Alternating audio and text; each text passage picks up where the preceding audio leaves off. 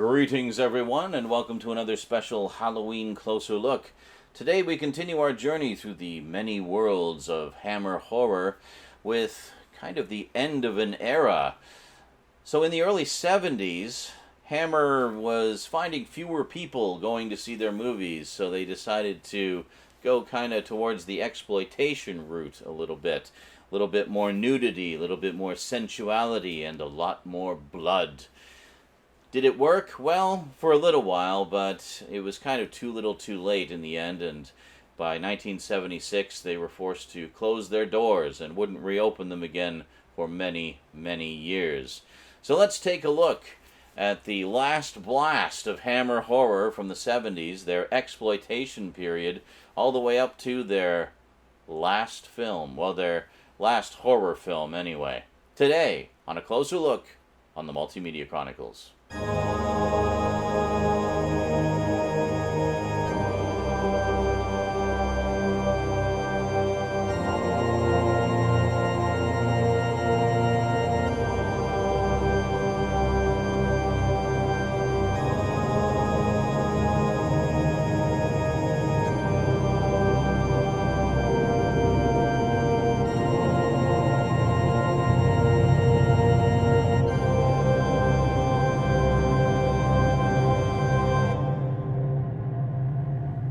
Welcome back. So, from lesbian vampires to swashbuckling vampire hunters and gender-swapping Dr. Jekylls, Hammer was pulling out all the stops in the early 70s, and finally they decided to give the devil a daughter.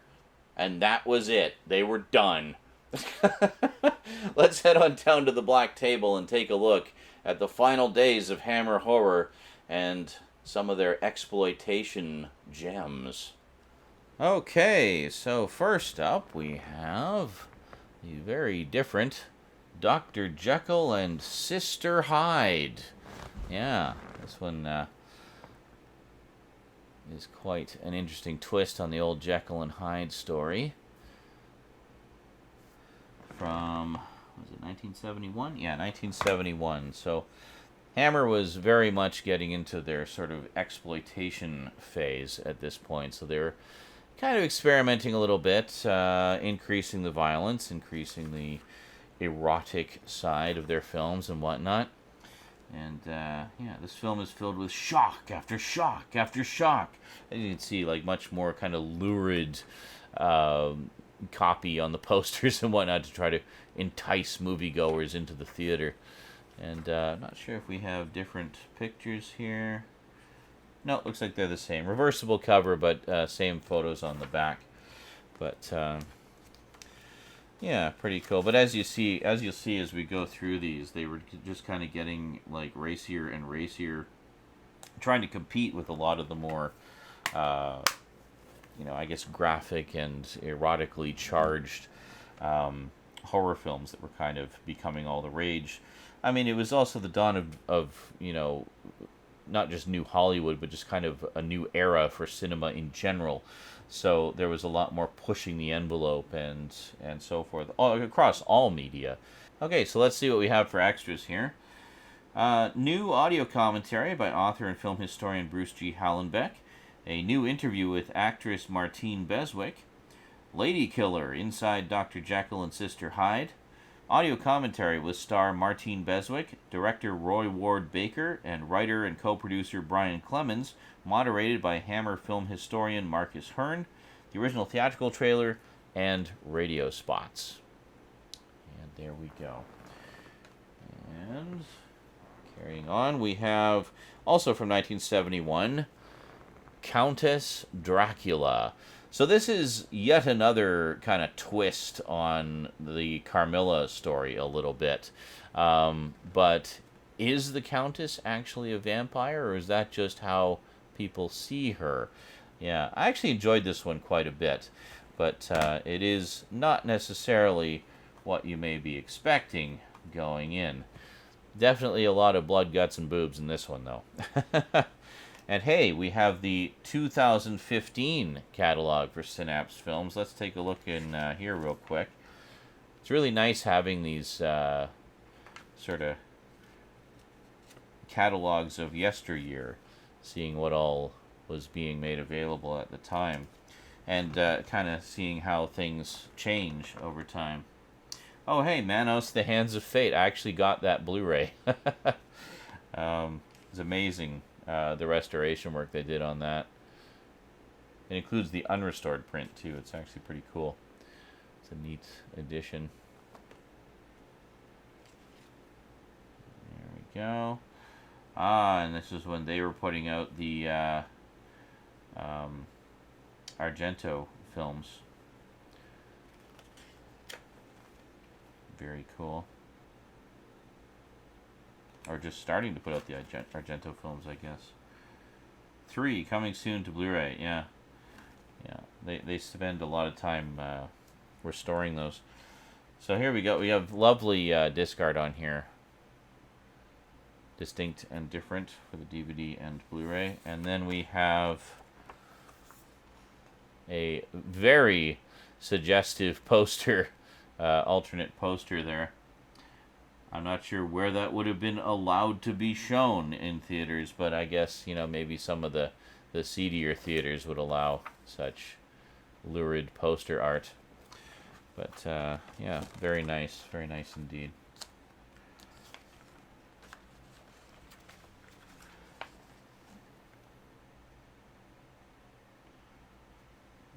Go.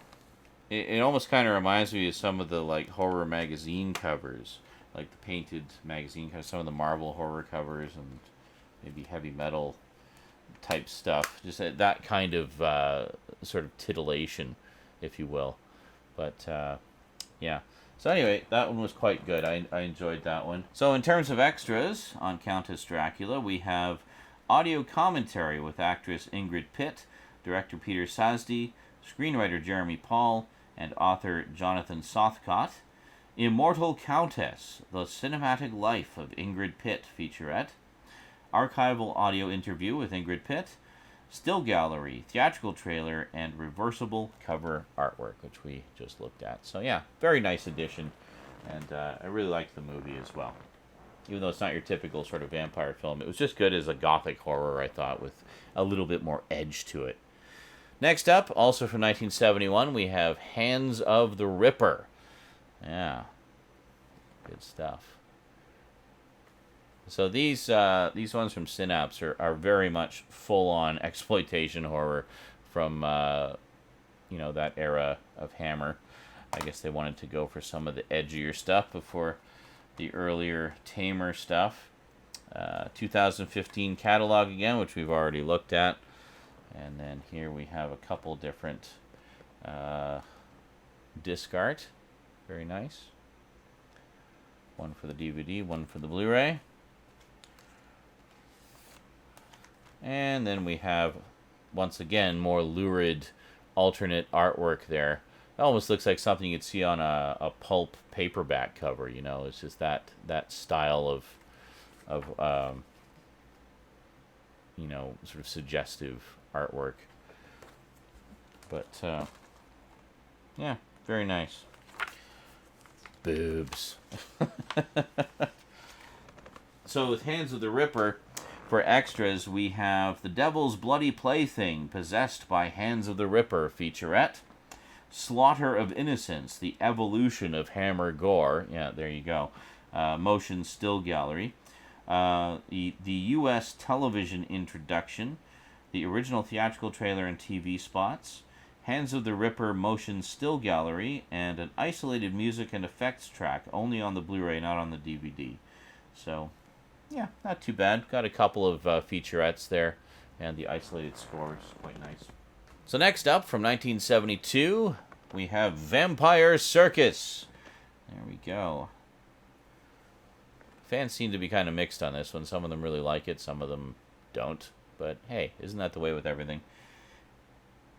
So there we go.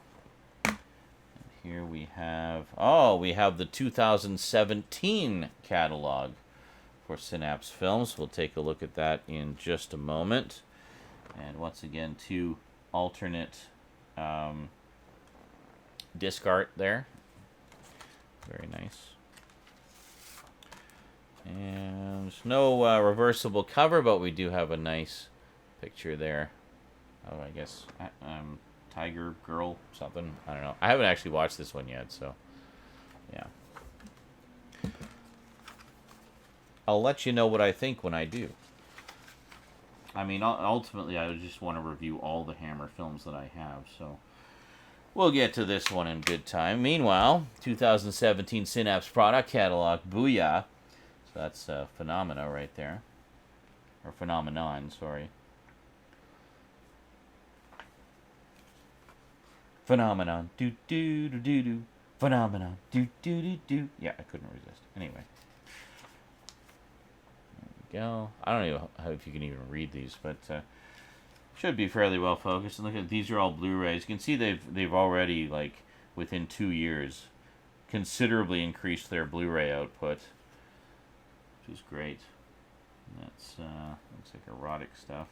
Synapse carries a variety. That's more erotic stuff. Carries a variety, so that's more erotic stuff.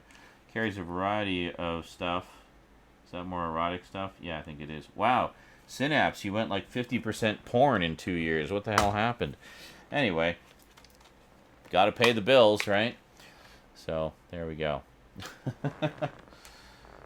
Oh, extras, right. Extras. Blood-curdling bonus features include The Bloodiest Show on Earth, Making Vampire Circus documentary, Gallery of Grotesqueries, A Brief History of Circus Horrors, featurette. Yeah, because I've been in a lot of horror movies set in circuses, for sure. Visiting the House of Hammer, Britain's legendary horror magazine, featurette. Vampire Circus motion comic book. There was a comic book adaptation of Vampire Circus? Really? Wow, crazy.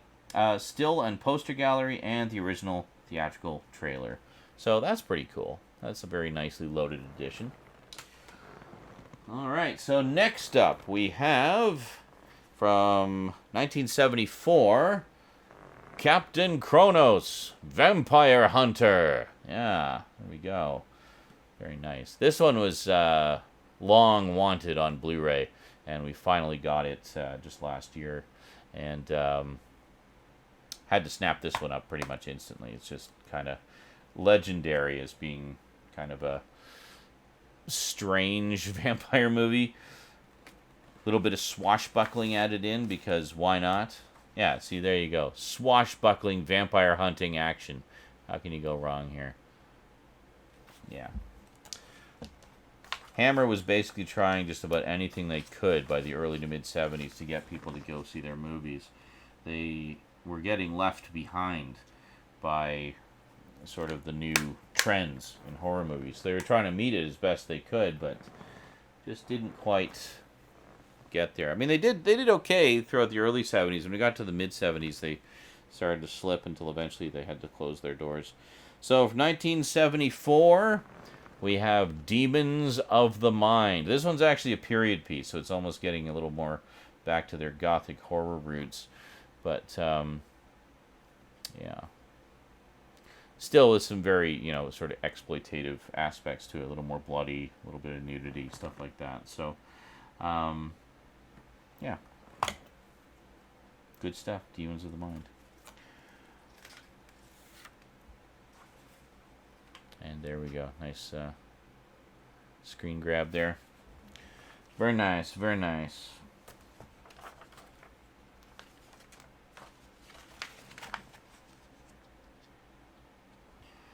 Okay, and then in terms of extras, we have...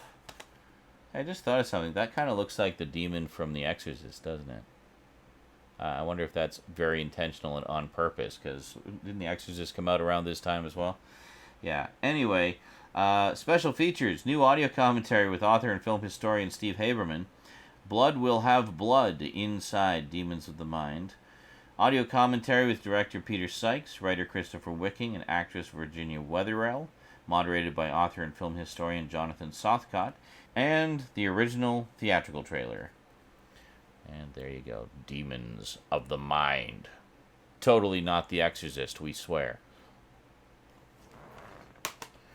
And last, but most certainly not least, and last in more ways than one, the final horror film from Hammer Films before they shut their doors From 1976, we have To the Devil, a Daughter. This just throws in like almost every exploitative element in the book. You got, violence, nudity, religion, Satan. You got everything in here. So they were just pulling out all the stops. And sadly, and you even got Christopher Lee. But sadly, it was too little too late. Theater goers had chosen to go elsewhere. But, that said, not a bad film. And it has Nastassja Kinski a few years before she would, get seriously noticed in Cat People. So, Cat People was, 1982? Yeah, so this was like 6 years before Cat People. So, let's take a look here. The alternate cover. There we go. Oh, that almost looks like a pulp cover, too. A lot of pulp covers had, like, angry-looking men threatening helpless damsels in distress in suggestive poses. Is that, Okay, we got one more picture where the barcode was. But that's it. Yeah, see? There you go. Okay, so yeah, this was actually the last horror film that Hammer did. They did one more feature after this, but it wasn't a horror film. It was actually a comedy. Okay, so special features on Hammer's last horror film. New audio commentary by author and film historian Steve Haberman and filmmaker film historian Konstantin Nazir. Dark Arts, Inside, To the Devil, a Daughter. And then To the Devil, The Death of Hammer. Well, there you go. See what was I saying? Including interviews with stars Christopher Lee, Honor Blackman, and Anthony Valentine, director Peter Sykes, writers Christopher Wicking and Gerald Von Hughes, uncredited, and Peter Sykes. Did I say Peter Sykes twice? They did. Director Peter Sykes and Peter Sykes. Good one, guys. Way to proofread. And the original theatrical trailer. Anyway, there you go. Hammer's swan song right there. So this will be the last item on your Hammer horror shelf. Get it. Have I emphasized enough that this was their last horror film? Yeah, I know. Okay. Just checking. Just want to make sure you're on the same page there. So, if you want to have your little Hammer exploitation horror section, it might look a little something like this on your shelf. Or you might arrange them alphabetically. If you did them by release date, this is how it would look on your shelf. Just like that. Very nice. And that is pretty much it for Hammer's exploitation horror phase. They didn't do a ton of them. Definitely not as prolific as their, output in the 50s and 60s, especially the 60s. But, they tried. They held their own. And honestly, there's some pretty good stuff in here, too. It's still good old Hammer. Just, with more boobs. And there you have it. It was a good run for almost 20 years. But, alas, sometimes things just aren't meant to last. Now, of course, Hammer would come back a couple of times in the 80s with some anthology television series, specifically the Hammer House of Horror and the Hammer House of Mystery and Suspense. But that was pretty much it. They were basically done. And it wasn't until the mid-2000s that they finally came back. But that's a story for another time. Well, a closer look for another time, specifically next week, when we'll take a look at Hammer's long-awaited return when they came back in 2008, darn near 30 years later. Alrighty, well that is it for this time. Hope you enjoyed. If you'd like to add any of these Blu-rays to your collection, you will find Amazon links in the description down below. And as always, I do appreciate those of you who use my links, because it does help to support the show very directly. I do get a little kickback for those, so thank you very much. Really appreciate the support. Okay, so thank you very much for watching. Big thanks to my Patreon sponsors. Be sure to catch me on Twitch. I stream just about every day, and I will see you next time. Until then, thanks for watching, and sayonara.